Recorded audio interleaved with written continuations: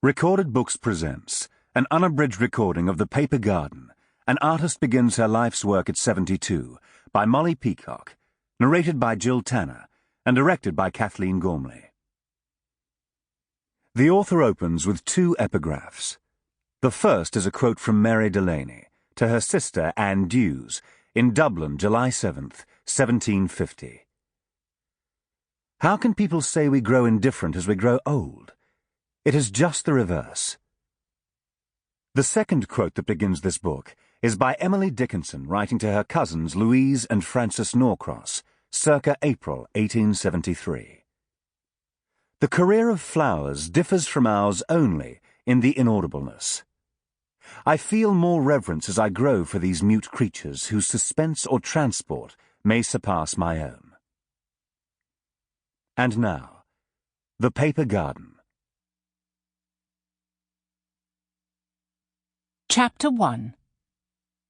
Seed Case.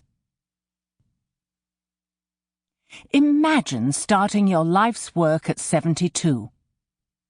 At just that age, Mary Granville Pendarvis Delany, May 14th, 1700 to April 15th, 1788, a fan of George Frederick Handel, a sometime dinner partner of satirist Jonathan Swift, a wearer of green-hooped satin gowns, and a fiercely devoted subject of blonde King George III, invented a precursor of what we know as collage. One afternoon in 1772, she noticed how a piece of coloured paper matched the dropped petal of a geranium. After making that vital, imaginative connection between paper and petal, she lifted the 18th century equivalent of an X-Acto blade, she'd have called it a scalpel, or a pair of filigree-handled scissors, the kind that must have had a nose so sharp and delicate that you could almost imagine it picking up a scent.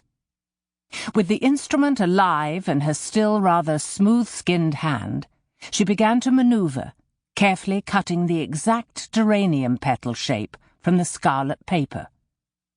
Then she snipped out another, and another, and another, with the trance-like efficiency of repetition, commencing the most remarkable work of her life.